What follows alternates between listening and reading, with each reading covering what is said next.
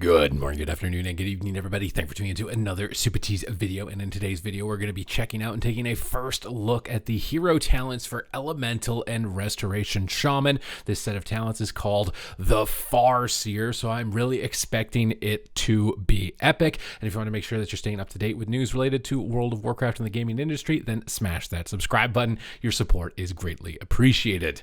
Now, the first effect of this talent tree is going to be Call of the Ancestors. For Elemental, Primordial Wave will call an ancestor to your side for 6 seconds, and for Restoration, Unleash Life will call an ancestor to your side for 6 seconds. Whenever you cast a healing or damaging spell, the ancestor will cast a similar spell. So you're going to be able to speed dial on the Ouija board your grandma to get into combat here and start adding some meatball lava bursts into the mix with your teammates to be dishing out tons of damage. You're going to be getting extra riptides on top of this. This is a crazy powerful ability. I just want to throw that out right now. This is remarkably strong. They're putting lava bursts in your lava bursts with this baseline effect. Even before we even read how this is going to be enhanced, it's already ridiculous. Down onto the left side, we've got Latent Wisdom. Your ancestors' spells are just 20% more powerful, so all those duplicated spells will just be 20% stronger. Or you can choose Ancient Fellowship. Ancestors have a 15% chance to call another ancestor when they expire.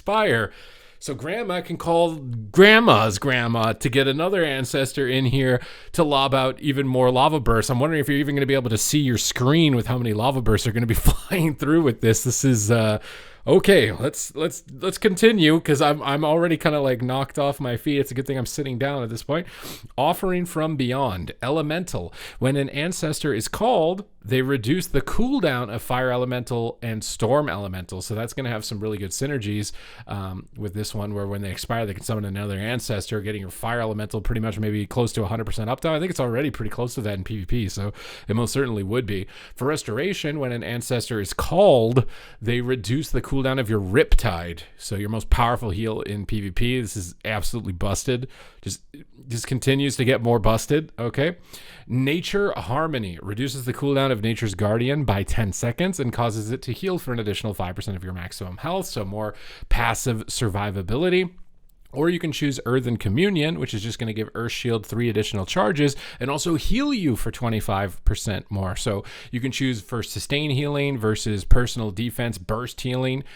So I do like this as a choice. I think that those will both have kind of niche situations where they're going to be good, and they're both just really strong effects. So now scrolling down the center side of this, or the center middle part of it, we've got Heed My Call. Ancestors will last 2 seconds longer, which I don't think you would want, assuming...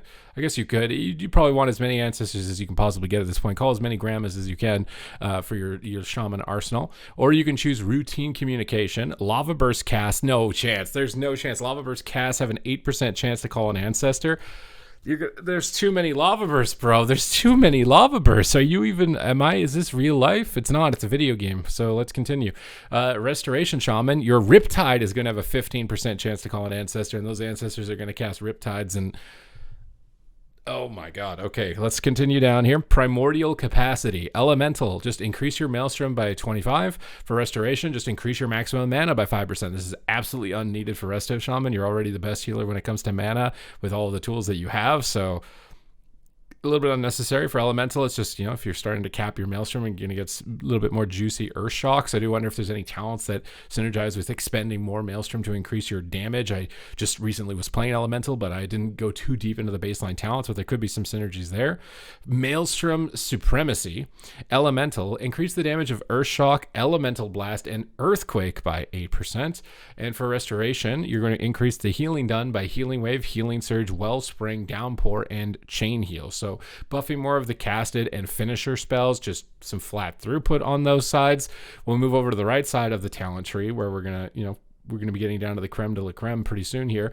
We got Elemental Reverb.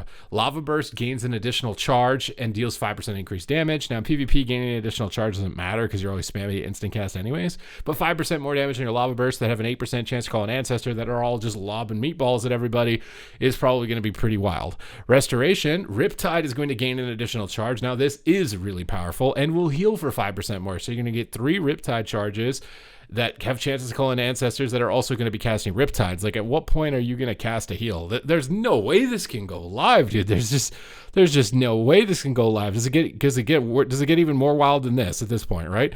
Spirit Walker's Momentum. Using spells with a cast time increases the duration of Spirit Walker's Grace and Spirit Walker's Aegis by 1 second up to a maximum of 4. That is really good for Restoration Shaman. Not so much for Ellie. And you don't typically run the Aura Mastery effect, but maybe this would actually make that more desirable for Ellie. But for Resto Shaman, this is absolutely crazy. You're already probably just going to be spamming Riptide, but then when you do have to cast, you're going to get this extended period of time where you're immune to being interrupted, which is completely wild. Okay, Final Calling. Elemental. When an Ancestor expires, they cast Ellie Blast on a nearby enemy. Is that Ellie Blast going to be the same as it giving you the buff? All the stat buffs? You're just going to have an infinite number of Ellie Blast stat buffs all the time? Dude, what? And then for Restoration, when an Ancestor expires, they cast Hydro Bubble on a nearby injured ally. And Hydro Bubble is going to surround your target in protective water. This shield absorbs incoming damage, but the absorb amount decays fully over its duration.